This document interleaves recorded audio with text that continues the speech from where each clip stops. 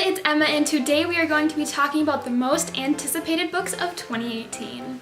I was highly excited to film this video because there are a lot of books that are coming out this year that I am super excited for. As you are soon going to hear, I have a whole list. Make sure you guys comment down below which books you guys are excited for because I'm sure there are a lot that I haven't heard of and I want to read all the books. Without further ado, let's get started. I'd just like to make a quick note that these books are not in any particular order. I want to read all of them just as much. Like, I didn't want to go through the trouble of ranking because I hate ranking books because how can I choose between books? Book number 1 is The Dark Calling by Kresley Cole. I'll try to insert some pictures into this video so you can see what the books are going to look like. Or don't look like. Some of these books might not have covers yet. I don't really know. The Dark Calling is set to be published February 13th of 2018, and it is the 5th book in the Arcana Chronicles series by Kresley Cole. And this series follows the young girl Evie Green, who is trying to survive through this post-apocalyptic world, and there are these super people who are powered through various tarot cards, and they're all based off of a specific tarot card. For example, Evie is the Empress, and she has flamin' red hair, and she is really good with plants and can cause things to grow faster. Mainly grow, she is life after all. I highly recommend this book series to anyone who is very into paranormal things. I think you would enjoy this if you like Jennifer L. Armentrout books. I hesitate to call it a dystopian because there's not really a corrupt government. It just is post-apocalyptic. I cannot say that word. The last book left off on such a cliffhanger that I cannot wait to dive into this book. The second book on my list is Queen of Air and Darkness by Cassandra Clare, the third and final novel in the Dark Artifices series. It's a trilogy, I should probably call it a trilogy. This book was actually pushed forward instead of back, which is surprising, and I am super excited because I was not ready to wait 2 years to see what happens after the end of that last book. If you read The Lord of Shadows, you will know the pain that I am in perpetually after that ending. I just cannot handle it. If you do not know, the Dark Artifices trilogy follows a young girl named Emma, stellar name choice, and her life in the Shadowhunter world. It is really cool because this is the first novel that focuses on a main character that knows about the Shadowhunter world and has grown up and fully embraced it. I highly recommend this book to anyone who has read Cassandra Clare's novels before because it all ties in together, and this is my favorite trilogy to date. Queen of Air and Darkness is set to be published on December 4th, 2018. Well, that is a year away. I am excited nonetheless because Cassandra Clare, one of the reasons that I read. Another book that I am really excited for this year is A Reaper at the Gates by Sabaa Tahir, and that is set to release June 12th. A Reaper at the Gates is the third book in an Ember in the Ashes series. An Ember in the Ashes follows this young girl named Laya whose brother gets captured, and she is going to go undercover and save him. It also follows the perspective of young Elias, who is a soldier in this army who is a mask but does not wish to be so, and it follows their journey, how they kind of intersect their paths. There is a lot of action and intrigue, I say, just the way that the government works, and I don't even know who to recommend this book to. I think everyone could find enjoyment in it. I'm going to get this next one out of the way because it is so obvious, and that is The Throne of Glass, the final installment, book number 7, what we've been waiting for, and it is set to come out October 30th. I was kind of surprised to see that this book was going to come out so close to Halloween. It seems, I mean, it's not weird per se, but it just kind of giving me weird vibes. I read the Throne of Glass series September of 2017, I believe. 2016. I read this series in September of 2016, and ever since then I have been waiting for this finale. A lot of people have been pretty harsh on Tower of Dawn, but I enjoyed that book thoroughly, getting to know Kale more. And I am so nervous to see how the series is going to end.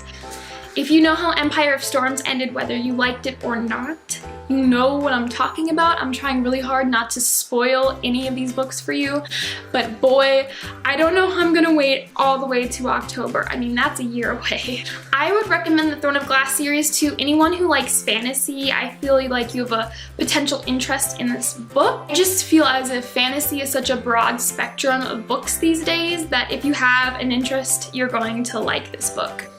To hold me over to the Throne of Glass finale, we have another Sarah J. Maas book that is going to be published May 1st, and that is A Court of Frost and Starlight. It is, I'm not 100% sure what this is supposed to be, if it's going to be a novella or a full-fledged novel. I'm super excited to branch off into other characters besides Feyre and Rhys, even though I love them and I'm going to love hearing more from them. There is a hair floating in the wind. I am just so in the dark on what Sarah is planning, and so I am super excited to see the direction that this series takes. Another book that I am super excited for is Legendary by Stephanie Garber. It is set to release in May 29th, and it is the second book in the Caraval series, but it is about this girl whose name I am blanking on.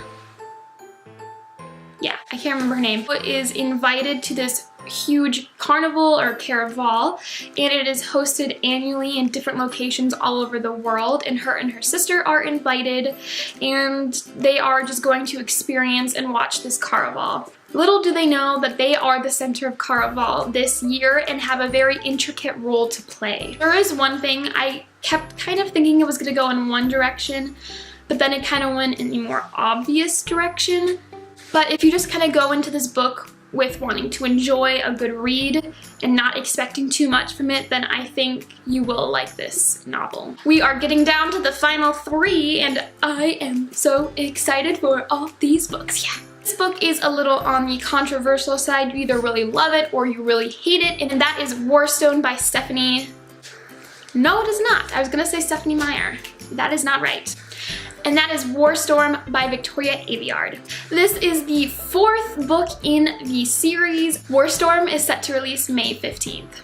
Warstorm follows a young girl named Mare who is a red blood. This means that you are lower in the caste system, you're not highly regarded compared to the silver bloods who are elite and have these powers, the power to control fire and the power to control water. Mare takes up a job at the palace to try to earn some money to help her family, and it is discovered that she has some powers of her own, which is previously thought to be impossible since she is a red blood. This is a dystopian, and if you are a fan of dystopians, you will probably enjoy this book. I know dystopians have kind of had their thing, and now they're not really as popular as they were back in like 2012. And I keep saying this for every book, but especially that ending though, like cliffhangers. Oh my god, 2017 was the year of cliffhangers. I swear to God. Not gonna spoil anything, we're just gonna move on.